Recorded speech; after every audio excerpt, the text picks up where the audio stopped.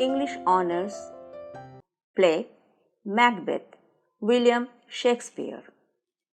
Write a critical analysis and salient features of Macbeth. Number 1. A moral tone. Macbeth is the embodiment of Shakespeare's philosophical concept of evil and good. It can be viewed as the depiction of the eternal struggle between the forces of good and evil.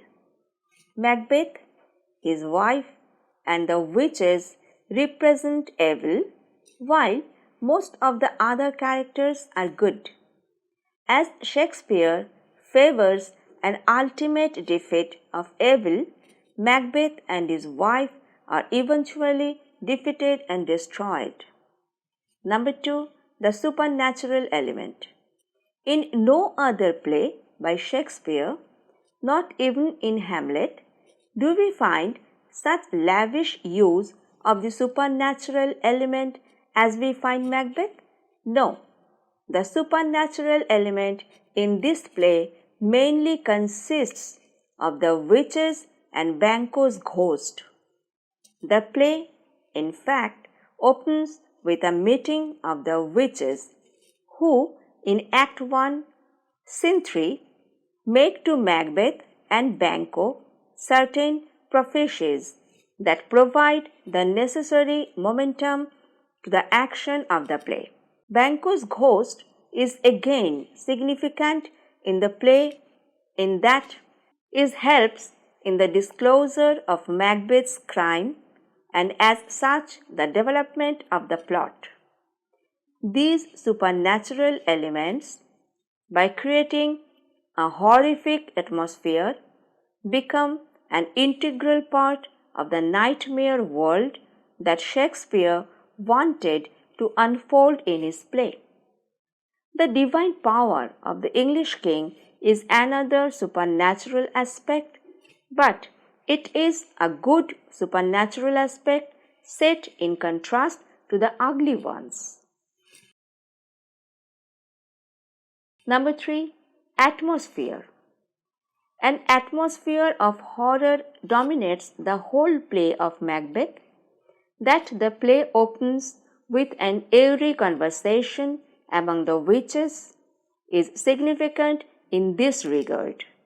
The supernatural elements, the witches, Banquo's ghost, and the unnatural pertains, along with the recurrent references to blood, create an atmosphere of terror suitable for the world of nightmare. In such a world as Macbeth's, there can be nothing but gloom and darkness. It may be noted that in the whole play, there are 19 scenes of darkness as against only 7 of dusk and daylight. The atmosphere of darkness and terror continues through the play until in the last scene, Macduff enters with Macbeth's head, indicating the ultimate end of the nightmare. Number 4. The portrayal of Macbeth and his wife. The greatness of Macbeth as a play results to a great extent from the superb portrayal of its two leading characters, Macbeth and Lady Macbeth. Macbeth, a heroic general, falls prey to an overpowering ambition and is transformed into a ruthless criminal. Lady Macbeth, perhaps the strongest of Shakespeare's female characters, is ruthless and unscrupulous in the beginning of the play, but becomes different before her end. The portrayal of Macbeth's transformation and Lady Macbeth's struggle against her feminine qualities are of great interest in our reading of the play. Number 5. Use of soliloquies. The soliloquies in Macbeth, as those in Shakespeare's other plays, have been deftly used for illuminating character and conflict, for exhilarating the action, and for creation of an atmosphere of gloom and terror. Moreover, some of the soliloquies in Macbeth, like Macbeth's soliloquy in Act 1, Scene 7, contains the greatest poetry in the play. Number 6. Use of dramatic irony. In this play, Shakespeare makes full use of dramatic irony, the difference between the situation as known to the audience and as supposed by the characters or some of the characters of the play. The basis of dramatic irony is ambiguity of meaning. In Macbeth, dramatic irony has helped to create, in addition to revelation of the workings of the mind, an atmosphere of fear tinged with pathos. Number 7. Imagery. The imagery in this play, generally accepted to be more rich and varied and more imaginative than in any other play by Shakespeare.